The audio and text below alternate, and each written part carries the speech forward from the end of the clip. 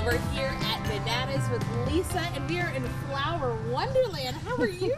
I'm doing great. It's hard to be anything but great when you're surrounded by this. Absolutely, with all the different colors, all the different types of flowers, shrubs, so many things around us here. I don't know which ones to pick, but thankfully we found you because you're going to show us exactly what to plant, when to plant, how to plant them all, because we're in the midst of planting season right now. We are right in the thick of it. It's beautiful. The weather forecast looks amazing. So it's time to go. It's time to go. It is good time. Annuals, I think you're good. We can have them outside. We can put them in pots. We can put them in the ground. Trees and shrubs, we're good with that. You can get those in the ground. Same with perennials. It's time. Lisa, when we step inside the greenhouse, we're very positively overwhelmed, but there's so many different signs here. You have some that say annuals, some that say perennials. For somebody who's a first-time planter, but is getting the bug just by being in here, how do you differentiate what each of them are? Well, annuals come up, it's just a one-time thing. So you're going to plant them one time, that's the end of it. At the end of the season in the fall, you're done with them. A very few of them you could bring inside for the winter, but most of them you're just going to put in the compost. Perennials will come up year after year. They don't live forever, but they do come up pretty reliably. They need well-drained soil. They need to be in the ground, not in a pot. And the same with trees and shrubs. They're going to come up year after year. That's right. Yeah. Well, I know with everything there's a positive side and then there's also a downside. So what are some of those when it comes to annuals?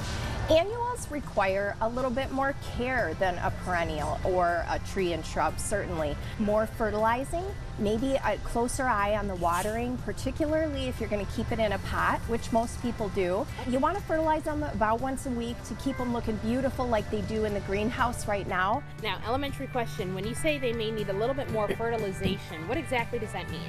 That means add fertilizer, whether it's organic or synthetic, to your watering habits. So while you're watering, you can use a water-soluble fertilizer, so that'll fertilize and feed the plant every time you water, or you can put something that's slow release right in the soil, and when it just kind of ekes out a little bit of food for the plant as it's needed. Okay. Yeah. Okay, good to know. Now, when it comes to perennials, what are some of those good, I don't want to say downsides, but some more things that we need to know before we decide to plant them? Well, with perennials, they have a kind of limited bloom time, so it's nice to be able to stage them. So some bloom in the spring, some bloom in the summer, some bloom in the fall, and if you want color the whole season long, you need to kind of learn that and stage them. Okay, staging them. So that also includes kind of planting them in the right section at the right time, correct? Yeah, right. You can plant them anytime once the ground is thawed. In order to have color blooming all season long, you do want to plant them in the right spot so it always looks full of color. That is awesome. Yeah. All right. Well, thank you so much for breaking all that down. But now let's talk about trees and shrubs. What's the best way to plant those, and what should we be looking for when we're picking them out of the greenhouse?